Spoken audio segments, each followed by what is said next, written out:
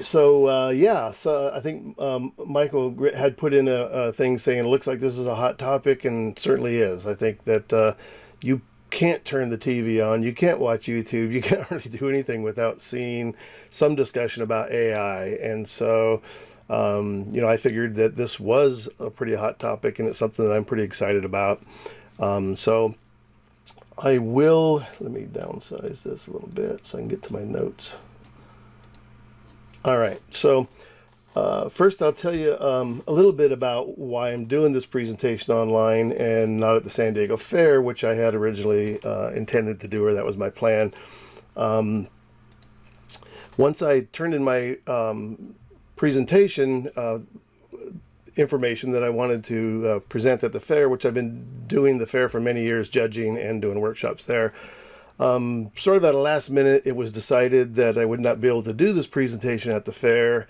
And the reason I was told in my email was because the feeling was that it would be too confusing to all of the photographers because they weren't allowed to submit AI images to the fair at the photo exhibit. Because people were not allowed to submit to the fair, they felt that this would be kind of a confusing for everybody. To which, I kind of said, well, I think everybody's a little smarter than that, and I think everybody's ready to hear this information. And so then I decided that I would go ahead and do it online. So I want to thank everybody for joining me here tonight.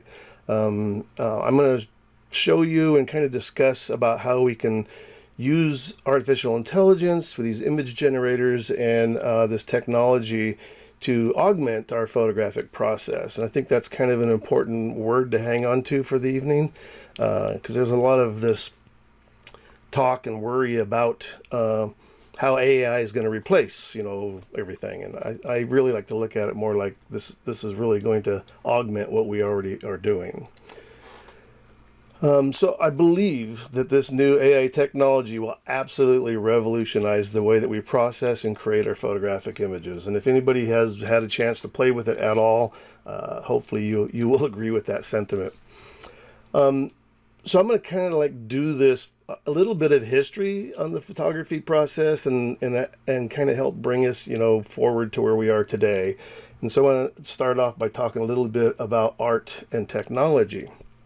And the question is like, so where are we now and how did we get here, right? I mean, photography has been around for quite a while, but the process that we have of looking at images with what was known as a camera obscura at the time, it had its beginning with artists during the 17th century, or perhaps even earlier, it's argued, using the device to create these perfect perspectives in their paintings and drawings. I'm not certain, but I think that I may believe that there were critics during the day who looked at this process maybe and called it cheating, right? I mean, we're all kind of always looking at these devices and things, is this, being critical, calling it cheating or not? So I came across this information, and this is one of the things I really enjoy doing about doing these presentations, because I get to do a lot of research and I learn so much myself. So I think I hopefully learn as much as you guys will tonight too. But there's this Hockney-Falco thesis that came out about the camera obscura in 2001. British artist David Hockney published his book Secret Knowledge, which he postulates that many of the great masters of the Renaissance and even earlier artists used optical devices, such as the camera obscura, for the creation of their art, essentially tracing the projected outlines of a ranged tableau as the basis for their sophisticated compositions.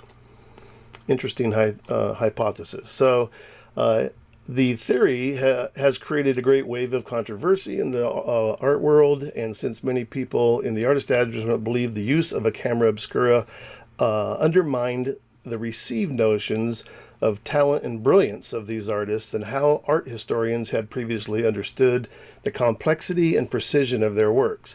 Though it was known that some artists in the 18th and 19th centuries were using optical devices. This theory would argue that the first artists using these devices were doing so as far back as the 15th century. So here we go. What do you think? Vermeer's painting, this one here in particular, The Glass of Wine, with its perfect perspective, Does it matter to some of you that now we might have discovered that the old masters and great painters of the past may have used the camera obscura technique? Does it diminish the quality of the work in your eyes? Where do you stand on this debate over using photographs and photographic techniques in painting? And here's the funny thing that I had discovered in this process is I was looking through for some other information, and I found out that online there's a lot of places where you can submit for juried shows. And I found some juried shows for painters that in their prospectus they declare that you can't submit work into their juried show if you have used a device to trace or project an image to create any part of your painting. It kind of begs the question, how would anybody know if it was good enough for the old masters? Why would it not be good enough for contemporary painters? But this idea that you would never be able to look at somebody's painting and say, I think you used a camera obscura or some kind of tracing device. So it's an interesting idea to think that even now today, they're kind of holding this against painters. So either they have to use the technique and not divulge it, or feel maybe left out of being able to submit work to shows. And I do know several painters who do use it as a beginning sketch for their paintings. So the image on the screen now is the famous image I think many people have seen before, the first photograph by Joseph Nicephore Niepce, right? Niepce actually is the way it's pronounced, in 1826. And this begins sort of like the transition of using this camera obscura to create a photograph. That's how this was made. And the idea then was, we can see an image. Is there a way that we can capture one and make it permanent? And so sort of began the technology of this process of being able to create photographic images. In 1837, Louis Daguerre advances the photographic technology and creates the daguerreotype photograph, and this would be sort of the camera of the day. There were many other stages of advancements in technology over the course of photography, and I'm pretty certain that every advancement was met with some criticism. I think we all love to hang on to the past.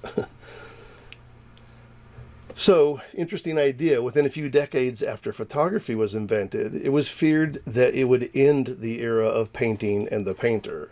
Especially after color photography had been realized, it was said the painter will have nothing more to do. Well, I'm sure we all know now that that's just not true. I mean, there's as much painting going on today as there ever was. London's Victoria and Albert Museum became the first museum to ever hold a photography exhibition in 1858, which is pretty surprising, I think. But it took museums in the United States a while to come around. The Museum of Fine Arts Boston, one of the first American institutions to collect photographs, didn't do so until 1924, a difference of 66 years, which is quite a bit of time. So the question is, or the comment is, sometimes accepting new technology and adapting to change takes a while. So fast forwarding quite a ways, here in 1949, we're all familiar with Ansel Adams. 1941, of the Ansel Adams era and the black and white photograph. Ansel is definitely credited with taking the craft of the darkroom to a whole new level. Early on, many photographers endured the criticism of other artists and art critics with the question, is photography really art? It's just a mechanical device and a bunch of button pushing, right? I mean, how many have heard that in their lifetime? This would be the typical 8x10 type camera that Ansel used during his time, the 8x10 Deerdorf camera. He used many other cameras too, 8x10s and 5x7s and 4x5s, 2 1/4 cameras. But most of his early images were made with an 8x10 Deerdorf or film type camera. Jumping forward again, the 35mm camera comes along with 35mm film, which kind of really pushes it into the hands of the general public as far as the accessibility of being able to shoot with a more portable camera than the one we just saw with Ansel. And now, of course, our most recent advances in camera technology replaces film and film cameras with digital cameras using electronic sensors to capture the light as pixels and no film. I think a lot of us have been through that sort of transition from film and darkroom to no film and digital processing in Photoshop. So again, where are we now? So the point here is that photography has always sat squarely at that intersection of art and technology. And as the technology of the day evolves, so does the medium of photography. Perhaps there's many of you here tonight who began your photographic adventure working in the darkroom, as I did, and what a magical experience that was for sure. The darkroom remained the technology of the day for many years. And then we transitioned into this amazing world of digital photography where the impossible became possible because of that little magical computer chip and the technology of Photoshop. I think we should all give a big cheer for Photoshop. And I loved it. But I'll say, sure, there was much resistance to this new technology. I was a little hesitant myself in the beginning, and I'll tell you my story. One day, I was sitting at the computer I had bought from somebody, had Photoshop in it, and was trying to do this little technique that another friend of mine was doing. We were both still working in the darkroom.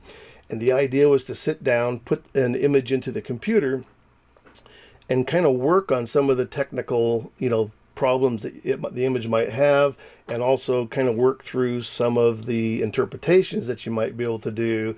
And the idea was to be able to save time and materials so that once you went into the darkroom and began printing, you had a lot of sort of those things resolved. And boy, we all know how much, paper and water and chemistry we went through back in the day. But however, for me, at the end of that first day working on my computer, I quickly realized that I had what I had just done in Photoshop could not be replicated in the darkroom. And so began my digital journey that day. Called my friend Brian, and I'm Brian, how do I get this image out of the computer? So that's I'm sure everybody has felt that transition too. But with Photoshop, photographers finally had the ability to retouch, color balance, make selective corrections to their photographs that was just simply not possible with the previous technology that we had available in the darkroom. Digital technology gave us this ability to control our images, I believe, with the same creativity and flexibility as a painter. Think about the things that we were able to do that were just possible before. We no longer had to accept what was in front of the camera as the final content of our processed image. I've used this example many times in story form. I finally illustrated it here for this event. So after having shared this analogy many times, so the idea prior to digital processing technology back in film and camera days, if we arrived at a scene like this, a beautiful pond in a beautiful park, and only to find that some fool had thrown a shopping cart out into the middle of the pond, with old film technology, we had no option. We had to try and maybe create a different composition where it didn't include the shopping cart, and we had to struggle with, how would we get past, not having this obstruction in our image. And then, of course, all of a sudden, we're here with digital retouching with Photoshop. And I'm telling you, of all the workshops I've done over the years, people that were coming to some beginning Photoshop classes that were transitioning from darkroom to digital have all said, boy, if the only thing we get out of this is the ability to retouch our photographs, is definitely worth the trip. And I definitely would agree with everybody. So, knowing that the technology or having this technology that we know how that we can actually, in this case, arrive at this scene, see the shopping cart and go, hey, no problem. I'm just going to shoot it because I know I can take care of this later in Photoshop. The idea is that technology now informs us as to how we work with the camera in the field, which is pretty incredible when you think about that kind of processing ability we have with Photoshop and how it informs us of technically when we're out in the field in this just simple example here. And I guess the question is, same thing back to camera obscura days. Is this cheating?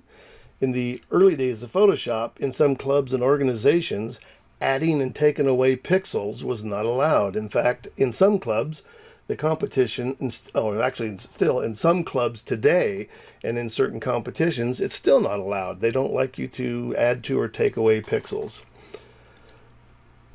Now, retouching documentary photographs. I'm going here, just kind of hear me out. I know that this is a little bit of heresy on my part, but here is a typical sort of documentary street scene.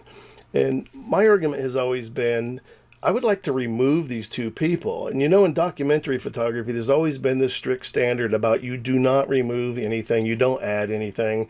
But I have this feeling to me that if those distractions are not going to take away from the story, or I am not moving people in here that would create a story that didn't really happen. So the idea that having these rules and restrictions in place about no retouching documentary photographs, if we retouch or remove these objects, the question is, does it really change the context of a documentary photograph? I don't think it does. And I know that this goes squarely against a lot of rules, but we're going to talk a little bit about rules. And so the question is, or the concept here is, believe me, retouching documentary photographs has been done way before Photoshop ever existed. Here's one of the most famous images to come out of the FSA project, documenting the lives of impoverished Americans during the Depression era, and the photograph is by Dorothea Lange, called Migrant Mother in 1936. Here's the original photograph on a mount with documentation, which can be found in the Library of Congress still today. So where's the problem? The problem's right here. So the thumb on the edge of the image. Here in an account of the story that was published by MOMA curator Sarah Meister in her book, Dorothea Lange, Migrant Mother. She writes, Lange considered the thumb to be such a glaring defect that she didn't have a second thought about removing it. When she instructed her assistant to retouch the photo and remove Florence Owens' Thompson's thumb, though her decision may have gotten her under fire as she was on assignment by the U.S. government's Resettlement Administration and the Farm Security Administration, FSA, to spotlight the lives of impoverished Americans. Her FSA boss, Roy Steicher, was not happy with the decision to manipulate the photo, as he believed it compromised the authority of the photo and his documentary project. So let's take another look at that again. So, it begs the question. So the image on the left is the unretouched. The one on the right is retouched. You can even still see a faint bit of it there. The interesting thing is I had seen this photograph for many, many years, and until the story came out about her retouching this image, I went back and looked at it again, and I go, oh, son of a gun, it is there. And it's like never even noticed it. So I would say she accomplished her goal by doing the retouching to the image. Again, it's still questionable, I guess. This is a documentary photograph, but does it really change the story? And I would agree with her decision to do this technique. So the point of this is sometimes rules and restrictions are overlooked by the courageous, especially when the restrictions are deemed to be a roadblock to creativity. In my opinion, when it comes to how we make and improve an image, all available technology and techniques that we can access is fair game. It's all about the final image and not how we get there.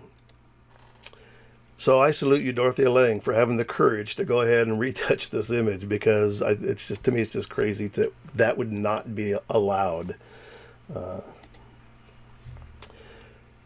So again, since the beginning of Photoshop, we've had to endure this criticism of digital processing. Many people saying, that's not photography. I'm sure everybody remembers hearing that back then. That's cheating. You're not allowed to do that. That's retouching or adding and taking away these pixels.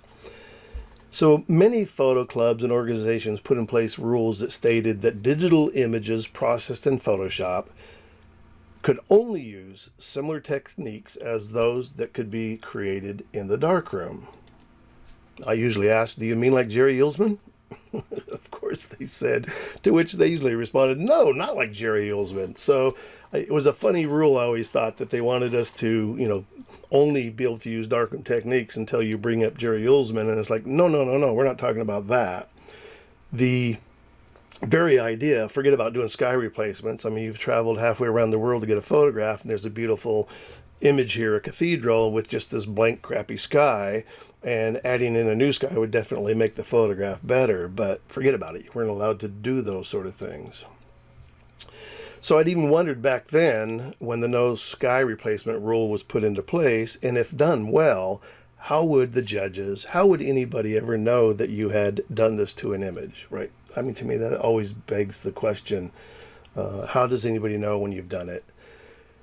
And rules, to me, they really aren't rules. I look at them more as restrictions. I think they're things that really inhibit the creativity of the artist and the photographer.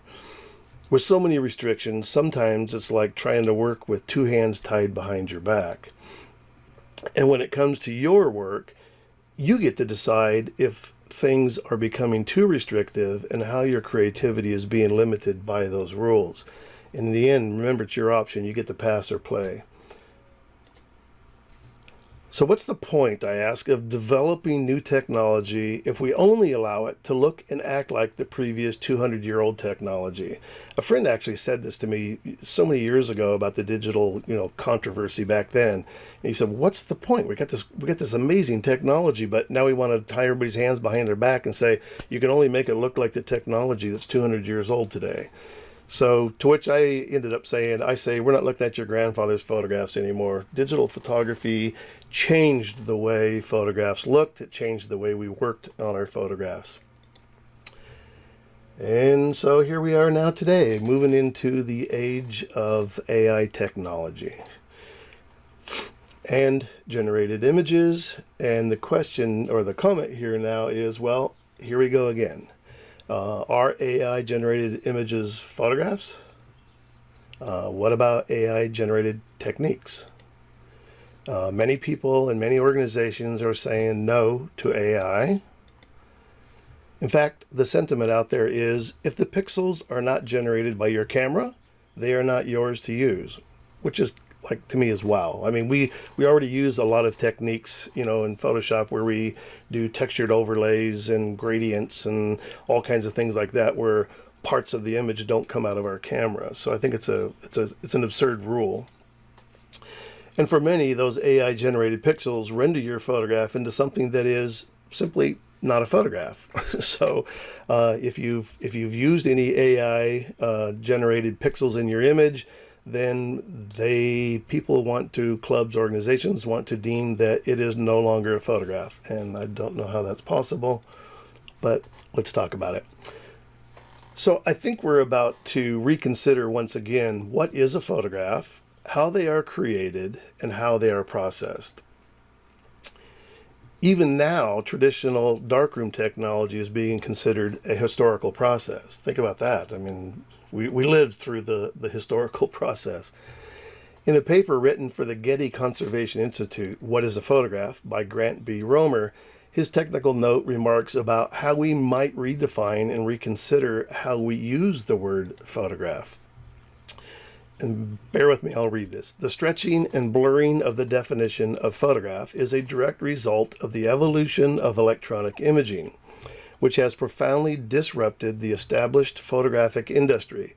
Daily, the convergence of information and imaging technology is establishing a new industry and culture, spawning new words and altering old definitions. The more than 150-year dominance of silver halide technology is rapidly diminishing. That's darkroom paper for those of you that don't know silver halide technology. An analogous but essentially different technology increasingly serves in the stead of traditional chemical imaging systems. Digital cameras replace cameras that use film. For some uses, scanners replace cameras. There's an interesting concept. Printers replaced darkrooms, and bathrooms that had been converted to darkrooms are now being converted back to bathrooms. So how many people got their bathroom back? The truly marvelous new technologies are seen by most who embrace them as the natural evolutionary progress of photography. Some, however, see it as something entirely different. For those who express unease or regret at change, advocates of progress point out that photographic technology has always been transforming since its commercial introduction in 1839. One process has yielded to another over and over again. Language has evolved in response to the disruptive changes in technology. It is now most correct to use imaging where once photography sufficed. People increasingly say they take or make pictures instead of photographs. An industry that based itself on silver halide chemistry now thinks in ink. In the past, photochemical reproductions were not considered true photographs. Today, ink on paper prints, never having been sensitive to light during the course of their making, are treated as such. So think about that. I mean, our own typical printmaking process is no longer photographic. It is ink-based. It is printed with dots. And exactly what he's saying, in the past, that would never have been considered a photograph. It would have been argued that this is a mechanical reproduction and would be considered more like a lithograph or a reproduction. So today, once again, we stand at the threshold of an amazing change in photographic image-making technology. And once again, you have the option to stay inside on the side of tradition or cross the threshold into the world of progress and creativity. The big question always is, again, if you think back about the painting days when photography came along, it was supposed to replace painting. Will AI technology replace photography? I don't think about it replacing photography, as I mentioned earlier, but just as Photoshop has been used to augment the photographic process, so too will AI technology. So there are many generative artificial intelligence programs or text-to-image based AI tools available today, and more are being added. You can barely keep up with it. It's happening so fast. Things like Stability AI, Dolly 2, Deep Dream, Night Cafe, Dream Studio, Jasper, OpenAI, and Midjourney, just to name a few. There's got to be more than a couple of dozen more on top of that. I have been using the Midjourney program for a while, and I will admit, when I first jumped into this program and typed in my first few prompts, the results were very seductive. I mean, it's just like, if anybody's already done it or have seen it done, it's like a wow moment. Images like these were generated in a matter of minutes in one of my first kind of few sessions that I did in Midjourney. More like this one, and this one. All of these created from a few simple prompts. I thought, these images look so specific and amazing. I immediately thought they had to be taken from some existing images or photographs, right? I mean, it was like, how could these never exist before? They're so detailed. And so I thought, let's try this. I'll do a reverse image search. This is many places online you can do this. So this one, doing a reverse image search using an online program like TinEye seems to always yield the same results. Over 60.6 billion images searched and 0 matches found. I have repeated this search with several AI images and also using a few different reverse image search sites, and I've still found the same results, 0 matches found. So that begs the question, are we really stealing images? Is that how AI works? So I thought, to test my theory, I would double check, and I'll take, for accuracy, I'll take this stock photo that I used in my presentation today. And although I actually replaced the background on this image too from the original stock photo, and I ran it through the same TinEye image search, it came up with 17 matching results, and it accurately identified it as a stock photo and several places where it has been uploaded for use as a stock photo. And you'll see the background was originally black. I substituted it for that sort of out-of-focus digital background. So the reverse engine search thing does yield results. So again, this sort of begs these questions over and over again, like, so are these images stolen? Who do they belong to? Can I use these images? And many people are very angry right now, believing that these AI images have been stolen from their art and from their websites. Question is this even legal? Much of all of this is still unanswered legally. There are many pending lawsuits, and if you search the internet, you'll find varying opinions about the likelihood of how these cases will pan out. Most of the cases are built around copyright violations. This new technology has definitely created the need to clarify existing copyright laws and reevaluate how it applies to AI technology. So I can't even pretend to answer all of these questions for myself or anybody else. I mean, a lot of this stuff I think is really, how do you feel about, this sort of new technology?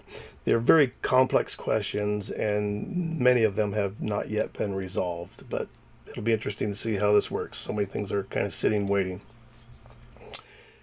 Personally, as a photographer and artist, I can say that I have very little concern about the possibility of having my personal work being included in the data set training of AI models. I think there is way too much attention and concern being given to this issue. This idea that, the data set, when we say the word data set, that means that the internet was scanned for those 6 billion images to train AI to look at images and identify how these images are created and how they create new versions of them. In fact, I would love to think that in some small way, maybe my images have been used to make this amazing new technology possible and available to everyone. I have very little concern about whether somebody used my image to train artificial intelligence how to create new images. I just think I would love to know that I'm part of that history. So I'd wondered what response I might get, talking about AI technology with an AI chatbot. And so I went to ChatGPT and I asked, how do I explain that AI generated art is not stolen from existing art on the internet? ChatGPT response was, AI generated art is created using algorithms and machine learning techniques, which means that it uses pre-existing data to learn and create new artwork. However, it is important to note that AI generated art is not the same as copying or stealing existing art. When an AI algorithm is trained to create art, it is trained on a vast data set of images, patterns, and styles, which it uses to generate new and unique work. The algorithm may be influenced by existing art, but it does not simply copy or steal it. Instead, it uses the existing art as a reference or inspiration to create something new and original. Furthermore, the output of an AI-generated artwork is not a direct replication of existing art. Instead, it is a new piece of art that may incorporate elements of an existing art, but is ultimately a unique creation.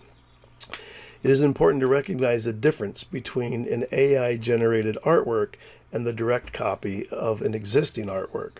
Therefore, it is not accurate to say that AI-generated art is stolen from existing art on the internet. Rather, it is a new and original form of art that is created using advanced technology and algorithms. So then I thought, well, let me follow up with this.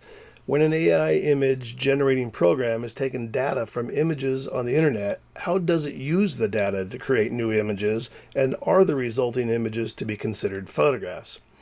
GPT responded, when an AI image generating program uses data from images on the internet, it typically relies on a technique called Generative Adversarial Networks, GANs, or similar deep learning models. GANs consist of two components, a generator and a discriminator. The generator takes random noise as input and tries to create images that resemble the training data it has been exposed to, in this case, images from the internet. It learns to generate new images by mapping the patterns and features it has observed in the training data. The generator creates images multiple times, adjusting its parameters to produce increasingly realistic or desired outputs. The discriminator acts as a judge, trying to distinguish between the generated images and the real images from the training data set. It also learns and improves over time, providing feedback to the generator on how to produce more convincing images. The generator and discriminator continually compete and improve, leading to the creation of more realistic and coherent images. The resulting images generated by AI programs can be highly convincing and visually appealing. However, they should not be considered photographs, in quotes. depends, or whether they should be considered photographs, depends on the context and definition of a photograph. Like I said earlier, we're talking about this idea. Maybe we're in the process of redefining what a photograph is because this technology never existed before. By definition, a photograph is an image captured by a camera, typically involving the recording of light on photosensitive surface. AI-generated images, on the other hand, are not captured through a camera lens, but are created entirely by algorithms based on existing data. While AI-generated images can resemble photographs in terms of appearance, they are not capturing real-world scenes or moments in the same way traditional photographs do. Instead, they are extrapolations or interpretations of the patterns and features observed in the training data. Therefore, it is more accurate to refer to them as synthetic or AI-generated images rather than traditional photographs. I would agree with that. It's not a traditional photograph.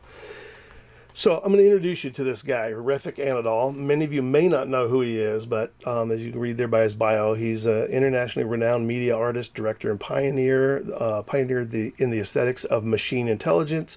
He currently resides in Los Angeles, California, where he owns and operates Refik Anadol Studios and RAS Lab. The studio's research practice centered around discovering and developing trailblazing approaches to data narratives. Anadol is also teaching at UCLA's Department of Design Media Arts, from which he obtained his Master of Fine Arts. All right, I'm going to show you a little quick video here, because if you haven't seen his work, it's pretty friggin' amazing.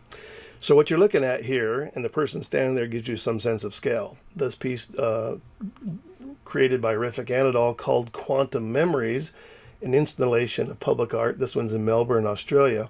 It's a video screen almost 33 feet square. The work is created by gathering image data and motion data, which is being interpreted by artificial intelligence created by Refik Anadol. Refik Anadol has created the term data paintings for his new art medium. I'm sharing this with you so that you will have a point of reference for my next ChatGPT discussion. So with that in mind, I asked ChatGPT, I said, Refik Anadol has coined the term data paintings for his AI creations. Would it be proper to call our new images created by AI data photos? ChatGPT responded, yes, it would be reasonable to refer to the new images created by AI as data photos. If this is the best part, very, very sort of leaving it wide open. If you find that term fitting and appropriate for your AI-generated images. Refik Anadol's use of the term, and this I thought was great because it really understands the point that he's trying to make. The use of the term data paintings suggests that he considers his AI creations as a form of artistic expression that combines data-driven techniques with visual aesthetics.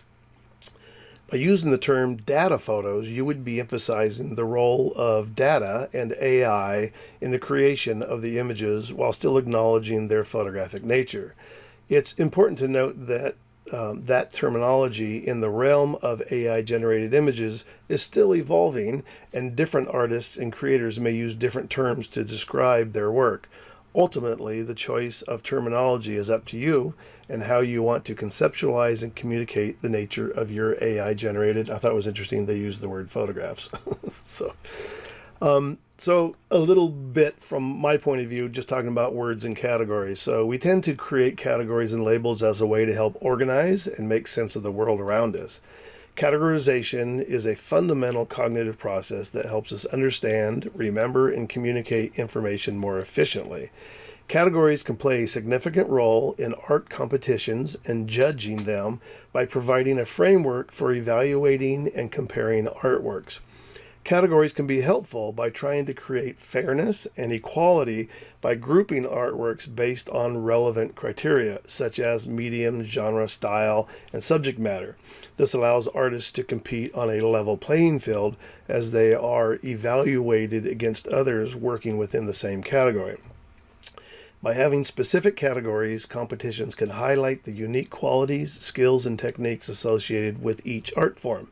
This allows for a more targeted recognition of artists' achievements, encouraging diversity and promoting the exploration of various artistic styles and approaches. I think the last piece here is probably the most important, and what I said earlier, rather than creating rules and restrictions, by allowing the work to exist somehow, whether it's a new category or reframing the word what a photograph is, that by having these specific categories will help, or give people the sense that they would allow for people to explore and find new ways of working with this technology, rather than feeling like, what's the point of playing with this technology if I'm not going to be able to show it anywhere, right? I think that's kind of the first thing that starts to come up, is like, well, so I can't put this into a photo show, I can't put it into any of these other shows that have already eliminated AI from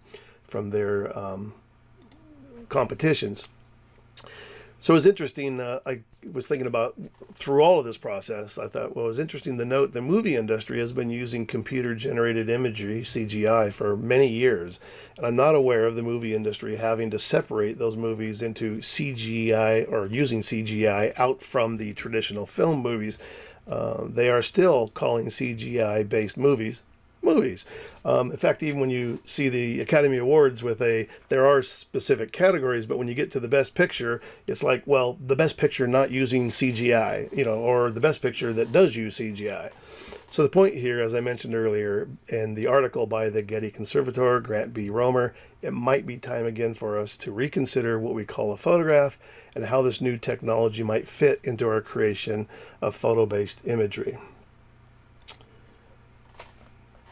So, like I mentioned earlier, my dive into Midjourney created some amazing results.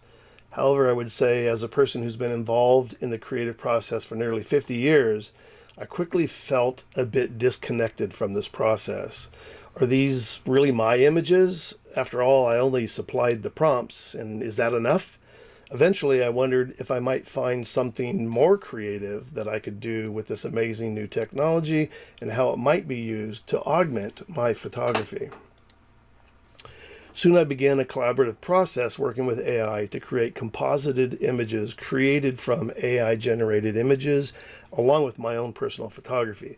For me, the results have been exciting, really stimulating, and this collaboration for me has just been like my next sort of phase of waking up creatively. So creating these images that have never existed before and may never have existed without this AI technology. So I'm going to show you a few here.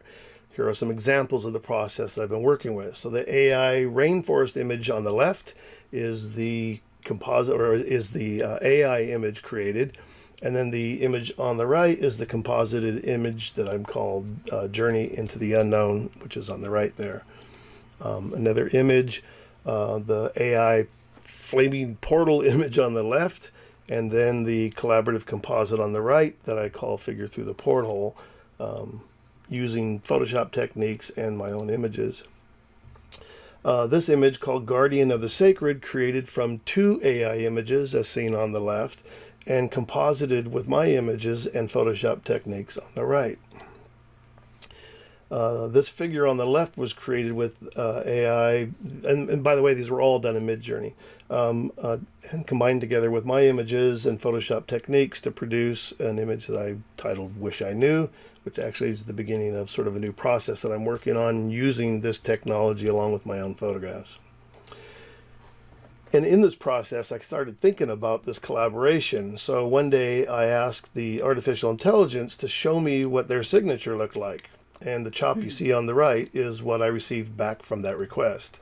So I've combined my LAV chop on the left with the bot chop on the right, showing this collaborative signature together, and it will now be printed on the actual surface of the image to be able to show this joint collaborative project, and using the joint signatures to show that relationship that I have with AI on the project. I have no qualms about like I'm going to try to make this look like I did this all by myself. These images are definitely a joint process and using AI collaboratively. So again, of course, there are many naysayers who will say this isn't photography, and you're using pixels that don't belong to you. And so the question is, what are these new creations? Do they fit in with photography, or are they something else? Who knows, right? I think we still have a lot of unanswered questions about this technology. So I'll tell you, though, that as soon as I saw this technology in Midjourney, I knew right away that it was only going to be a matter of time before we would see the same technology show up in Photoshop and with Adobe. And little did I know how soon it would be.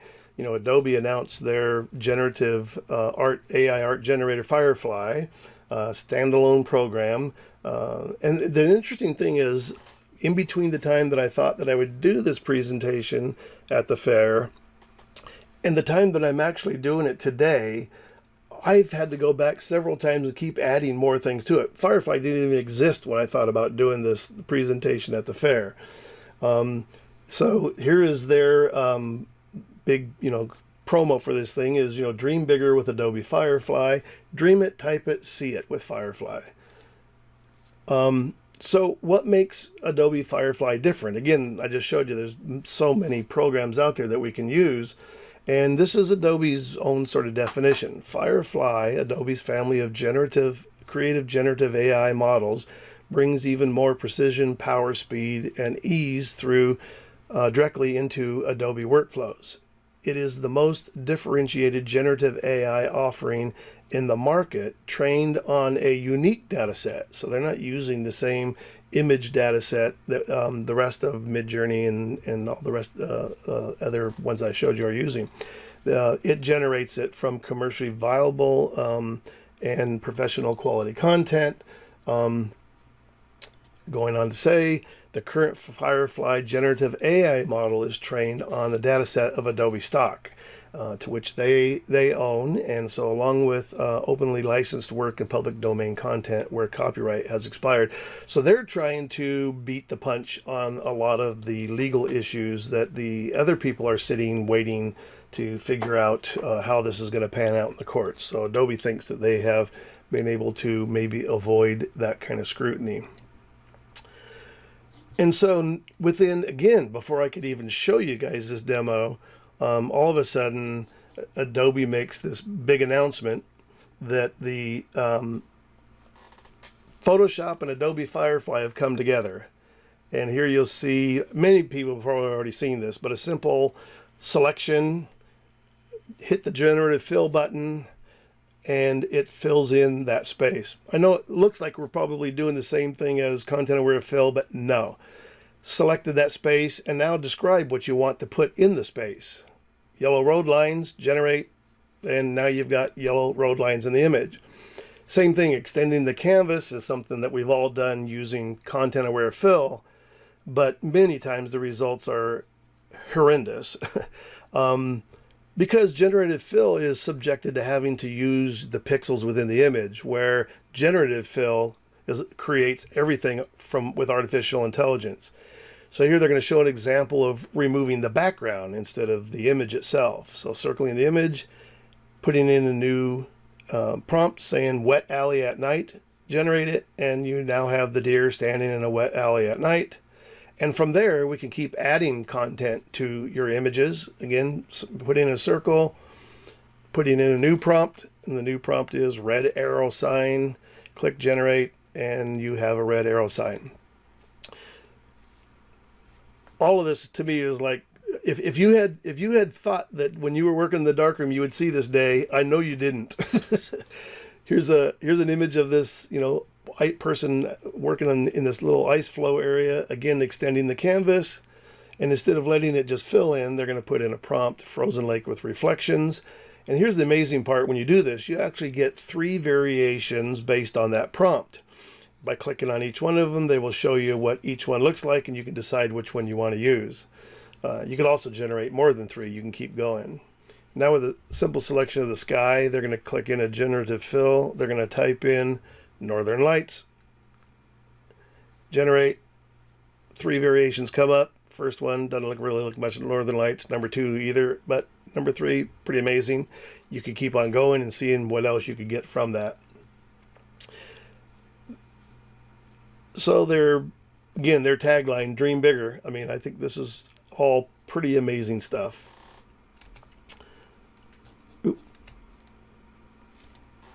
So, I'm saying, wait a minute, what? This is just like, what did we just see?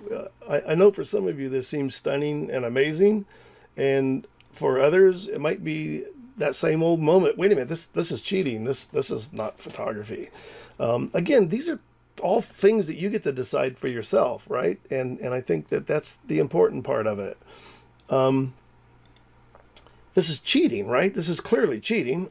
So this idea that a machine is generating things for us, right? I don't know. I mean, these are things that I think we need to all decide for ourselves. But I think Adobe's tagline here is 100% spot on, that the way that we create will never be the same. I mean, this has totally changed the way that we will create images moving forward. And the idea that we can stop this from happening, or wait a minute, let's put the cat in the bag and we're not going to be able to do this again, I don't think that it's going to happen now. And with the way things are happening now and the way that the process is entered into Photoshop, as you can see, my comment is the AI Photoshop train is about to leave the station, and you better get on board or you get left behind. There will be, I think, so many creative advancements that come from this technology, and I'm excited and I can't wait to see how very creative, artists will start to use this process. So as many of you know, I started the new DPX group. I've had the other DPX group going for many years. We were meeting twice a month, and with all of this new technology, and I think the interest, and thanks again for everybody who jumped in tonight to show your interest, I decided to create the second meetup group called DPXAI. So tonight is sort of the kickoff of that group, because we will be meeting on the last Thursdays of the month. And so starting next month, we'll begin meeting on the last Thursday at 7 p.m. If you're not a member of the group, jump over to Meetup, to the Meetup pages and join. It's free. If you can write that the link down, or if you just go in and search with Google, you can just put in my name and put DPXAI and it should find it. After you join the group, it's free. The monthly meeting reminders will go out along with the GoToMeeting link that we will use for the online meetings. So I was planning to, I'm going to jump into Photoshop and into Mid-Journey, but at this point, if anybody wanted to make a comment or ask a question, it could get out of hand very quickly, but as promised, I wanted to make this a little more interactive. So if anybody had any comments or questions, we'll do this for a few minutes, and then I want to jump in and just kind of share some things with Mid-Journey and Photoshop. All right, let me be devil's advocate. All right, my devil, Mr. Lyons. So you got more than one. This is the unfair presentation, and I'm personally totally on board with AI, as you know. Mm-hmm. But being kind of devil's advocate, you wonder how photo judges can somehow differentiate between real photographs or data, or rather, camera generated. Sure. Photographs and AI imagery, or what that gentleman termed data images. So early on, obviously, there were certain telltale signs in Mid-Journey and some of the others, some of the weird textures and imperfections, the things with the hands was a problem. But it's evidence what happened in the Sony World Photography Awards. Mm-hmm. Judges are really challenged to differentiate between AI-generated imagery and real photographs vis-a-vis a camera. Mm-hmm. And as I think this technology continues to move forward, and it, as we know, is just going at absolute life speed, that ability to tell the difference between those two becomes exponentially greater. Mm-hmm. So, you mentioned the importance of categories. So, but what do you recommend relative to AI and its place with respect to images that anyone's on this discussion tonight might put into a fair or some other juried competition? Well, so I mean, for me, the interesting thing was, and thanks for the question. The interesting thing about this idea about how are we going to adjust to this, or what are we going to how are we going to include it, or maybe still exclude it? The point was, and part of this presentation was to show, like, even in this sort of idea of the painting world of people wanting to be able to control a painter not being able to use a camera obscura to do their, how does anybody know they've used it? And what I'm going to show you inside Photoshop here in a second, Mid-Journey is one thing, but and again, like I said, when I started this, the Photoshop thing didn't even exist, and right now the Photoshop techniques are only available through the beta program, the newer ones.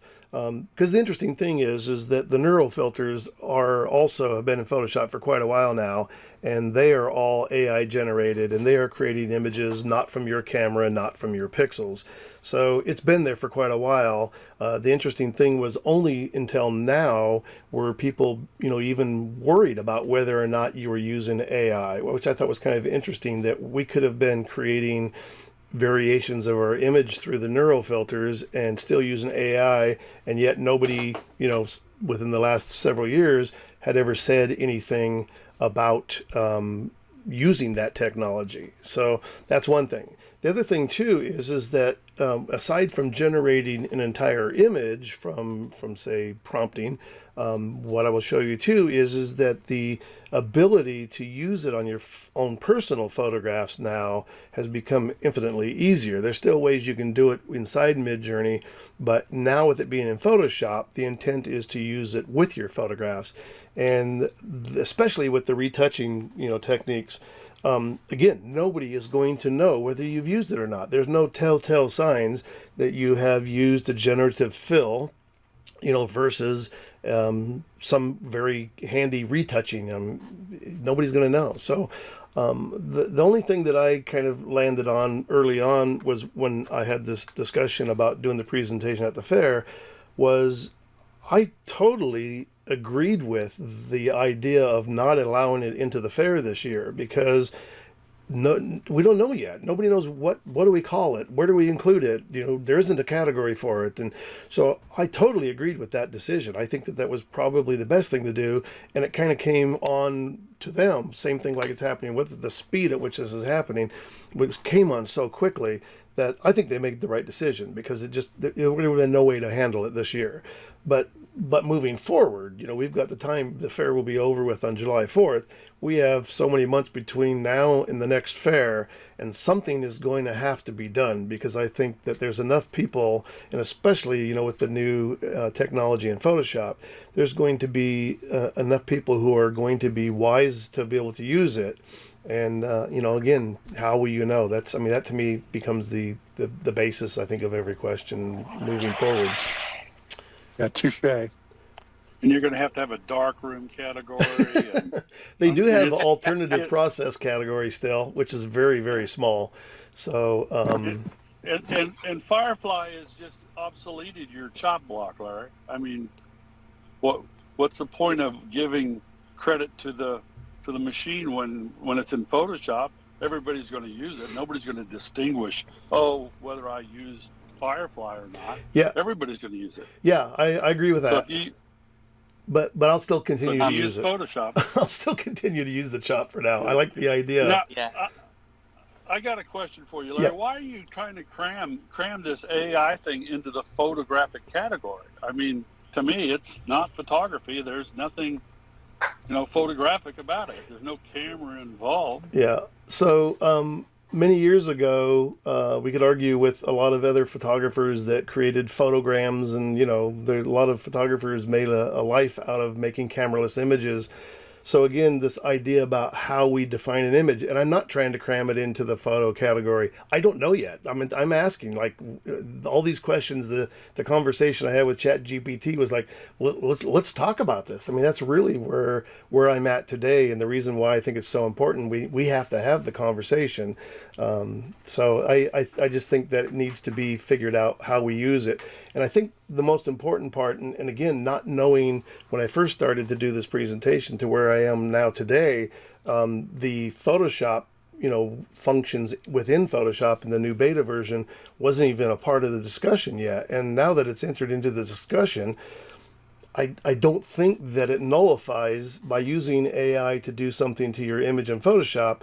I don't think it renders your photograph no longer a photograph anymore. So, those are questions. If the 100% of the image is generated by AI, maybe that is something else. If again, I've seen these things before where we try to draw some percentage lines and going, if over 50% of your image is created by this, then it's no longer considered yeah. So, which I think is crazy. That makes sense. That makes sense, though. That's the way we deal with things when it's more than 50%. We think in democratic ways. Yeah. When it's more than 50%, we just shove it over into that Yeah. category. So if I hit 49%, I'm out of luck. You're out of luck.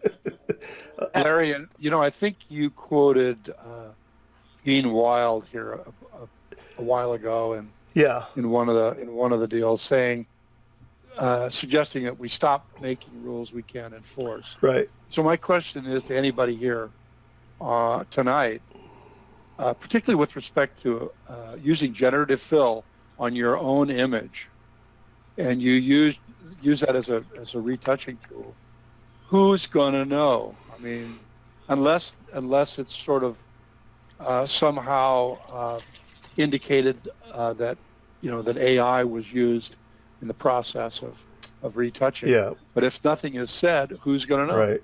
So Richard had his hand up. I think the photographer is going to know. Person. I'll go with Richard, and then after that, Greg had his hand up. So go ahead, Richard, first.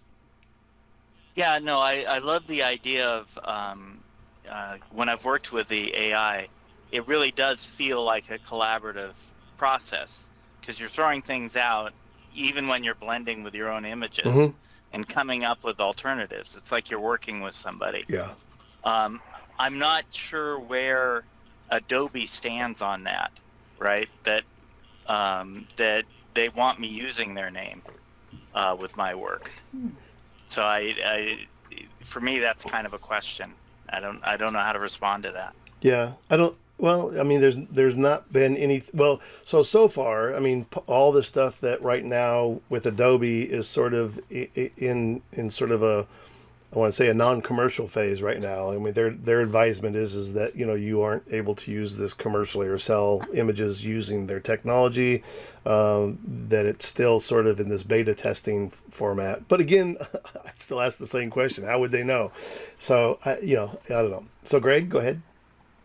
Well, I've been doing digital art for 40 plus years, and I separate in my mind. So this is my constraint. I separate my photography from my digital art.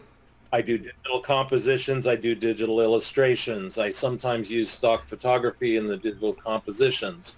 If the competition, so the venue says there's a rule, you can't use stock photography, then it's up to me to keep my integrity and not use stock photography in that category. But there are digital art categories, digital compositing categories, which are perfectly good for, in my mind, for incorporating AI, but not for a fully generated AI image.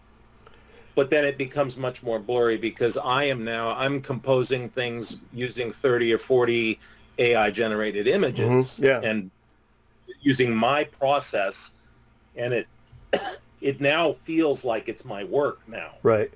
Greg, I have a question for you. Yeah. I have a question for you. If I submit a photograph for the fair, and I have used content-aware fill, or a sky replacement, or let's just say content-aware fill, or the new remove tool, which uses AI but focuses on pixels within your image, Is that different than generative fill in your mind in terms of what disclosures are made or what category it might need to be in? If I can't see it, we're relying at the fair. There's a set of rules, and if you're not following the rules, but we can't tell, then it's on you. You're out of integrity. But we can't tell, then we're going to hang it. But if we question it, then we can come. The judges can come back and say, hey, I want to see your source material, and you could provide us an AI generated image that looks like a photograph and say, this is my source material, right. This is my photograph, right. And you be a liar, and we can't tell, and we're probably going to pass it through. It's just like the generated skies and cloning and all of these different methods. If we can't see it, and it's a small portion of it, it really doesn't matter. Right. So this really feeds into, again, the one of the problems that we have with creating, categories and rules and creating these lines that we're not supposed to cross.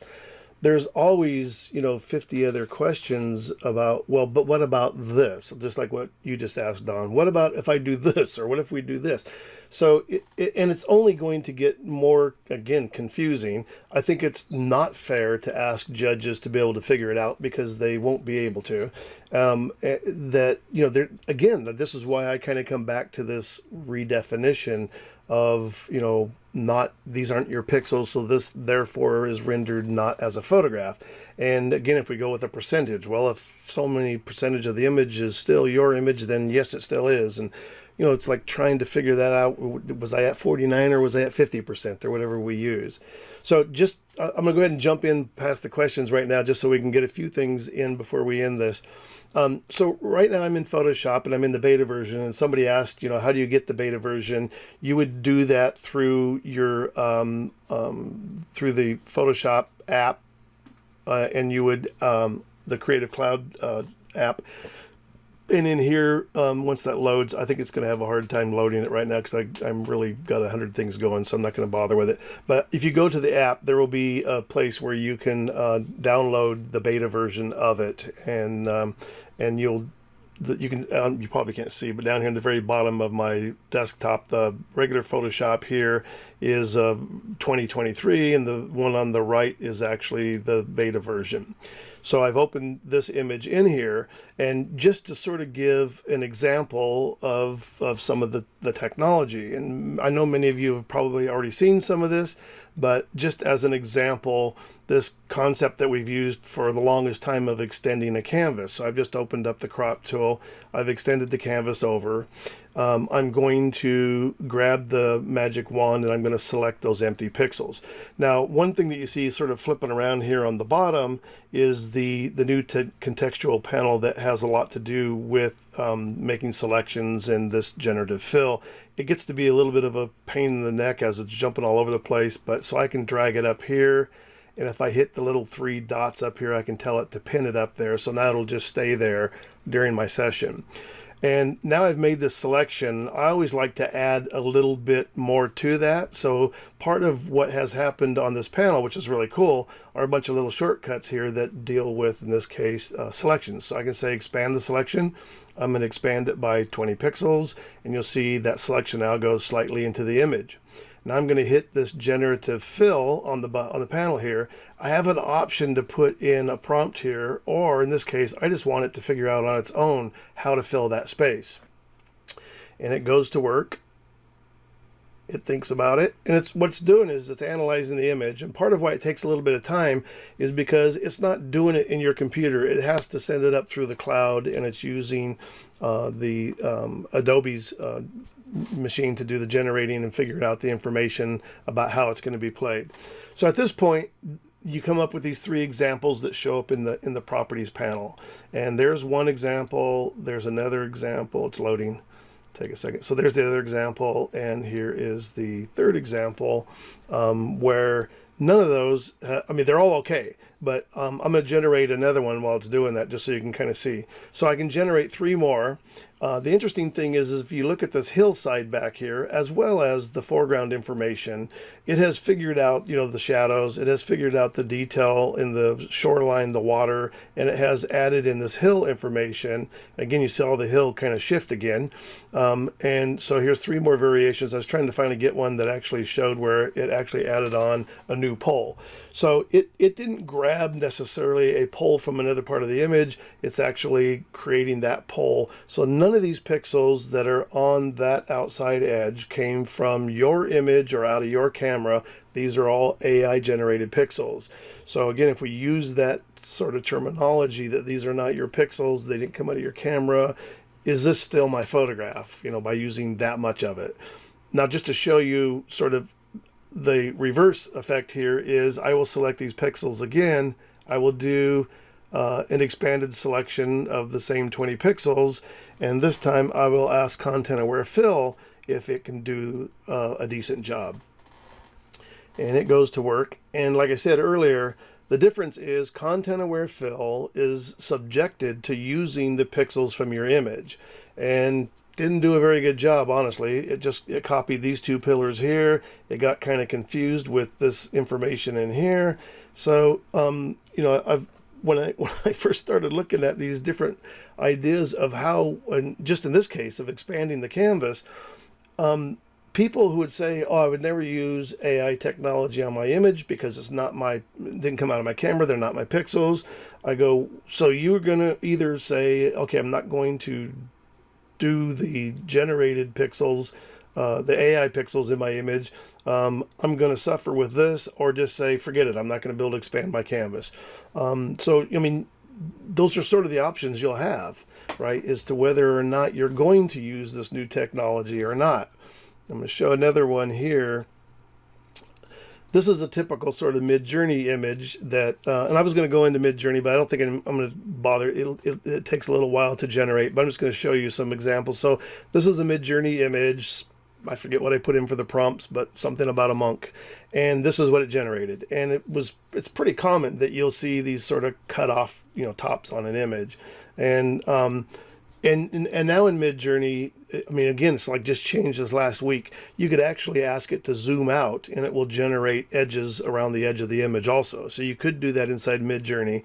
You don't get extra options like you do here in Photoshop. So if I do the same thing here and extend this canvas out so I can kind of go, I don't want to crop the guy's head. So I'll go ahead and commit to the crop. I'll grab the magic wand, select the pixels, extend it by expand the selection by 20 pixels, and then ask it to generate fill. And again, I'm not going to type in any prompts. I'm just going to let it do its thing. So it'll go in and look at the rest of the image and figure out what should go up there. And again, this would never happen with Content Aware Fill. You're never going to get the results that you're going to see from using this technology here. And so I'll get 3 versions of it. It's even looked at this detail that was, this embroidery or whatever it is on this hood part of the robe, and generated that information. It's a weird shaped head, but there's another one. Here's another one. And you can continually, I could say, generate another one. But just, another great example here to show you is just another idea is if I take the crop tool, I'll extend this down by about 30% more of the image here, and I will commit that crop. I will take the magic wand, select this again, and did I have my other one on? Oh yeah, I know. I need to jump back down to my empty pixel image down here. It's selected from the other generated file, so I need to go back to my background layer. Same deal here is I will take that and extend it, expand the selection, and then ask it to fill that space, again, without putting in any prompts.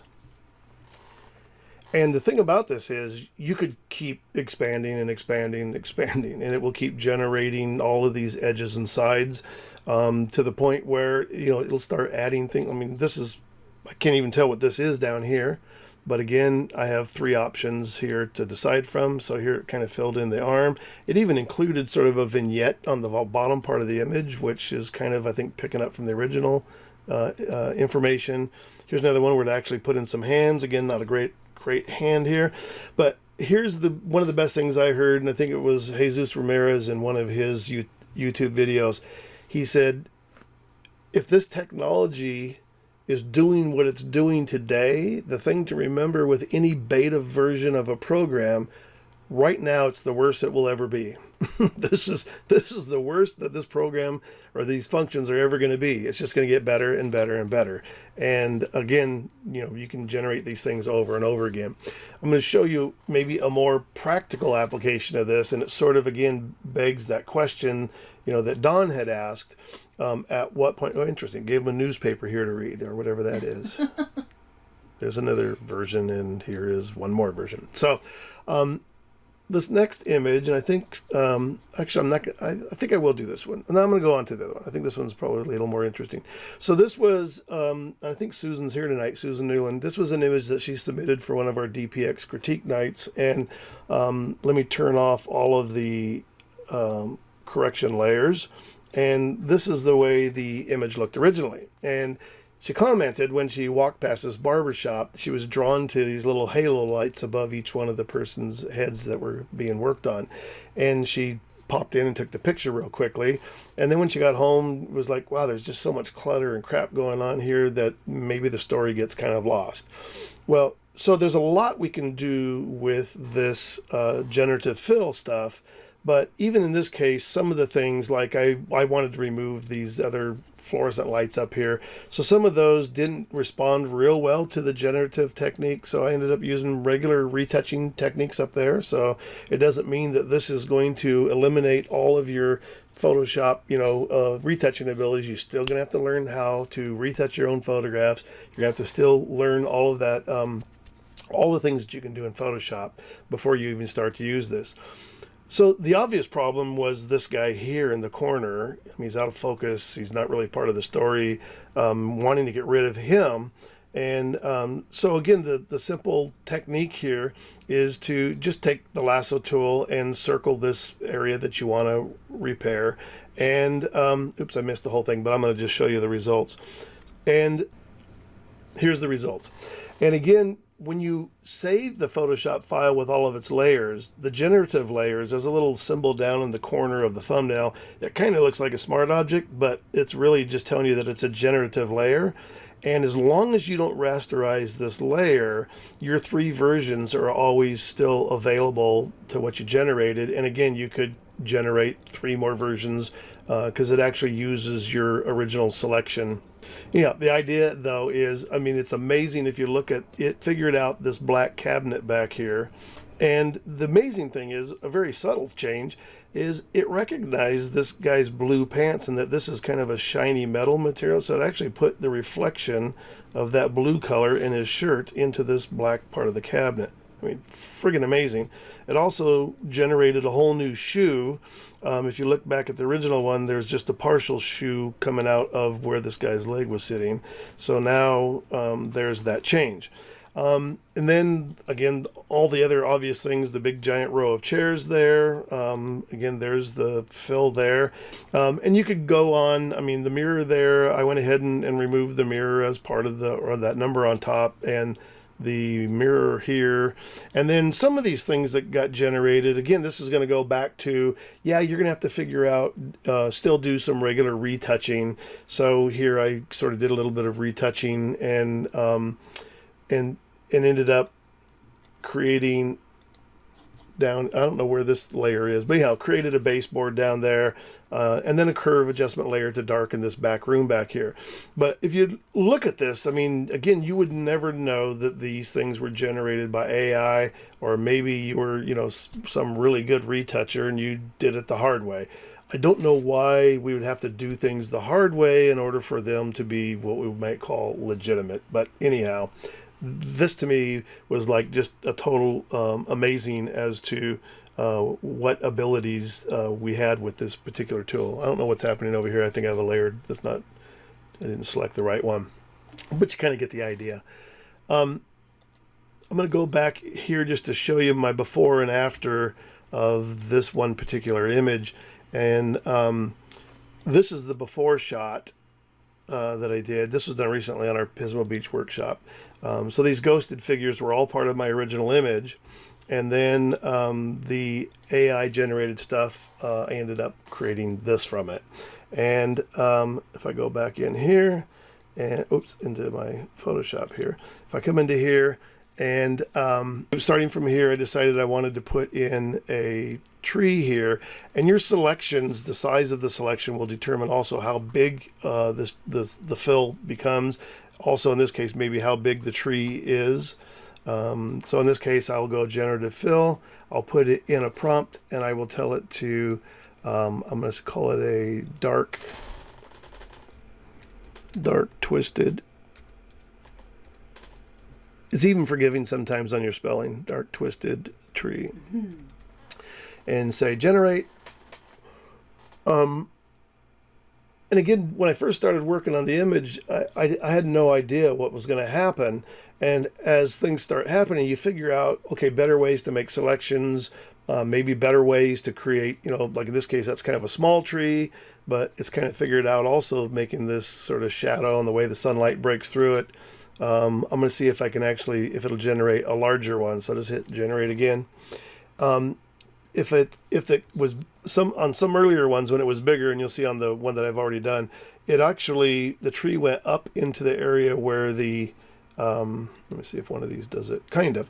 So in this case, it put this tree limb up to where the sun is, and you'll see that it even figured out that it needed to use that information to sort of blow out or put the light through here. And one of the other ones, it actually created some lens flare in the dark areas. Here it created some weird little branch that would also then have to be retouched, by knowing what to do.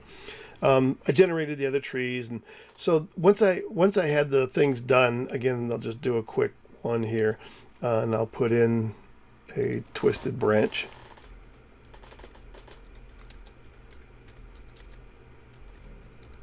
And just to show you that looking at this shape here, actually I'm going to make it a little bit bigger so it'll fill that space, and it's going to look at that space and figure out it can't create a tall tree like I just did. And in this case, I didn't put in tree, I put in branch, but it will actually generate something that fits into that space and hopefully, make some sense with the image. So there you go. There's one, there's two. I don't like that one so much. There's three. I like that one. So I'd say, okay, that's great. So as you saw on the other one, I created a few more over here on the left side, which then I extended that canvas.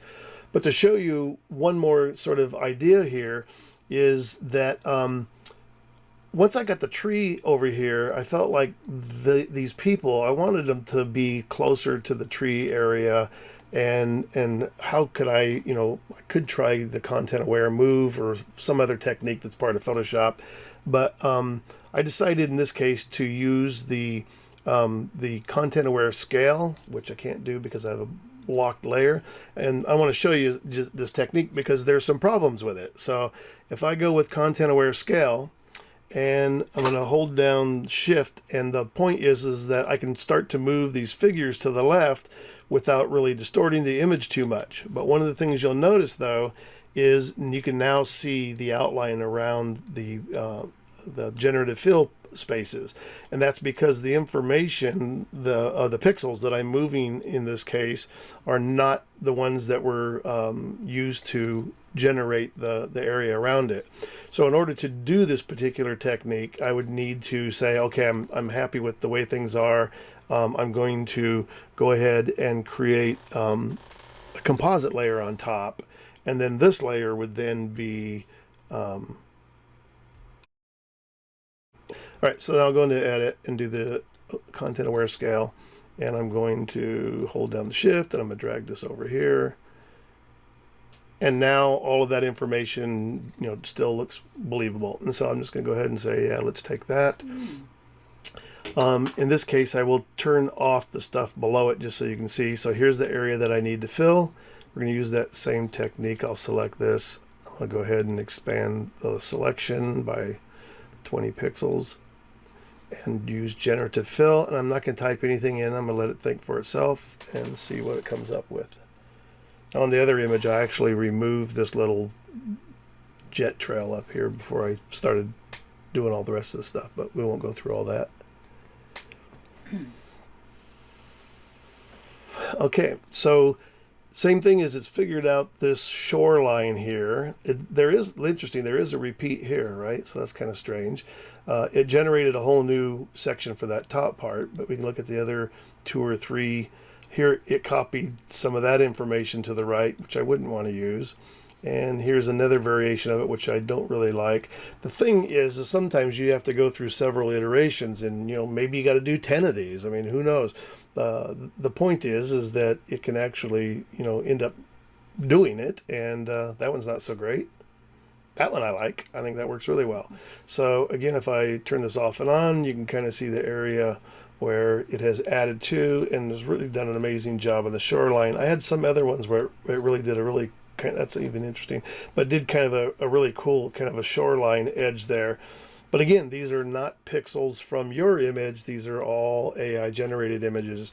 So back to that sort of question that Don asked, and several other people maybe, or a few other people hinted on, is when does this no longer become a photograph? When is it no longer your image? What category does this go into at this point? One thing I will say, the interesting thing about San Diego Fair is we've got 30 some odd categories already, which is like phenomenal. Some camera clubs might only have 2 categories. Some might only have a single 1 category. So, again, as we start adding categories to fulfill, certain kinds of images, I think that part of that, even if we look back on darkroom days and digital starting, there was this sort of sentiment that, well, it's just for the people who want to continue working in the darkroom, it's not fair that I have to compete against people using, Photoshop. Well, maybe it isn't. I don't know. But the thing is even back then, we didn't create a special category for people who were submitting darkroom images and people who were submitting digital images. I think that is, again, how many more categories do we need, I guess is the point. Somebody just typed in, so I understand that using the canvas extension only fills 1024 pixels on a side. That's correct, that if you, technically if you're going to do this, and I actually did this on my selection tool, is if I go to the marquee tool up here under the style, you can actually put in a fixed size here, and I created a 1024 by 1024. And so now if I just click over here, it'll actually create that. This is a small JPEG. It'll actually create that space showing me that that's 1024 pixels square. And so at this point, I know I only need enough to do that. So the idea is doing it in sections, you would be able to keep the resolution without it falling apart, because that will happen. So at this point I can remove this, and I guess the question is, a lot of people are assuming that maybe as this thing becomes part of Photoshop, maybe the 1024 thing kind of goes away. So anyhow, I could generate the fill here. In this case, I'd have to do 2 of them in order to make it fill the space without going beyond the 1024 pixels. And so yeah, that's one way around that sort of problem. And again, yeah, we're all hoping that it does, bigger, but who knows. All right, so any other questions from anybody before I think we've kind of reached the end of the time that I was planning on. Kind of like that. Yeah, don't like any of those. Weird shape that did this mountain here. I don't see, if anybody has a question, you are probably muted, so I don't think I'm ignoring you. If you want to unmute and ask a question, that would be fine. Hey, Larry. Yeah. Catherine. Yeah. I've been scanning in old Polaroids my mother took of my brother and I when we were younger. And when I use gigapixels, sometimes it screws up the eye. Yeah. And I'm able to just use the Photoshop thing to generate, I say, fix eye. Yes. And it does it. Yep. Awesome. Yeah, in fact, it was interesting on this one here. If I go back in and zoom in, his eye's a little bit funky too. I mean, that's a kind of a typical mid-journey problem here. So yeah, same thing is I could go in here and circle this and have it, I'll do a little bigger, have it regenerate a new eye. So generative fill, and we'll say I'll go with blue eyes. Last time I did this, it made a really blue eye, but maybe I should just say blue eye. So sometimes it's pretty literal. But yeah, I mean, those are great. This is kind of, again, my kind of thinking about this, AI meetup group is it may be it may end up being different. Yeah, it's pretty blue. It may end up being a little, that's a little better. It may end up being a little bit different group in the sense that I don't want to just make it a straight kind of a critique night, but I'd love to see what other people are doing. So it could be just, let's send in some images and we will share the images and see what they're doing. Also, somebody, might have this question and going, well, the eyes look really screwy. Is there a way to fix this? Or I'm having a problem with this. Does somebody have an idea about how to fix that? I'm going to show you one last technique that I'm not going to go through all of the complications of how it's done, but this to me was an example of somebody who has already figured out something pretty amazing that we can do with this technology. And I put a little note up here so that I could remember exactly how the technique was done. I need to open up my little note tool here. And the idea here is that to turn this into an oil painting or a watercolor or something, right? We've all seen those filters in Photoshop. Topaz had a lot of them many years ago. So the idea here is to go to the background layer, unlock it, go to, and I'm going to just go through this quickly, go to the quick mask mode, which is this little shortcut down here, and you'll see by the red overlay here on that layer, the quick mask mode is on. We'll go to edit and fill. I mean, I applaud whoever figured this out because it's not a simple thing. Fill, and we're going to fill it with a color, which happens to be 30% gray. We're going to say okay. If you use a higher percentage of gray or a solid gray, and you type in the generative fill and you type in oil painting, it'll actually do nothing with your image. It'll just make blobs of oil paint. So I'm going to go ahead and click OK. So there we filled it. Now we will turn off the quick mask. There's actually a selection that's active right now. You just can't see it. And then the next step here is to go up to, because you can see Generative Fill knows that I have a selection. It's that 30% gray pixels. I will type in here oil painting and I will hit generate. Let me close my little note here when it gets done.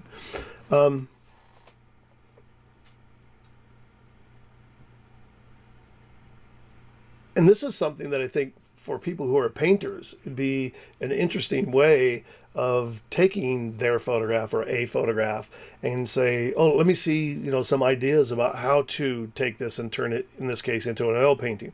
So again, it generates 3 variations on the idea. I could click again and again and again. It'll keep making new ones. I'm just going to show you up here because I actually generated a different, so this is, in this case, this is the oil painting, 3 variations on the oil, or actually that's a watercolor, I'm sorry, I'm down 1 layer. So here is the oil painting, and actually each technique was done exactly the same on the same layer. So that's the oil painting, 3 variations. The next one up is watercolor. And one of the things you can do is, like where I've generated the variations of painting techniques, if you, whichever one you have highlighted, it'll actually show you up here in the top of the properties panel what was your prompt there. And so I put in watercolor painting. So it actually even showed kind of the paper texture there of a watercolor paper. This one up here is I believe it was a pastel. This one I put in black and white charcoal drawing because I was curious to see if it would turn it into black and white, but it actually didn't. It made it a colored charcoal drawing. So then I just put in a black and white adjustment layer and got the black and white, charcoal effect. There was one more. I think it might be this layer here that I skipped. Let me turn off the. Yeah, and so this is the pastel painting layer. So this is exactly what I'm talking about, is the more and more creative people who get into this stuff, you will start to see these amazing techniques. Somebody just typed in the Unmesh shows this technique. I've seen about already 15 people showing this technique. I don't know who created it, but so far I've never seen anybody that said, "Oh, here, I created this." Maybe anybody's afraid to say it because there's so many people, working with this thing. But this is what's going to happen as we move forward.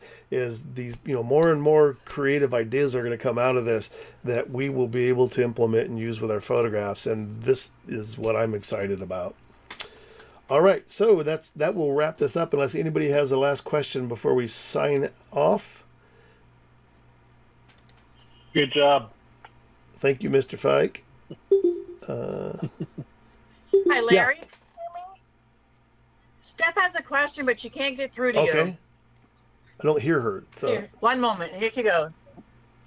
Hey, Larry. I don't know if you can hear me. Can you I can hear you now. Okay.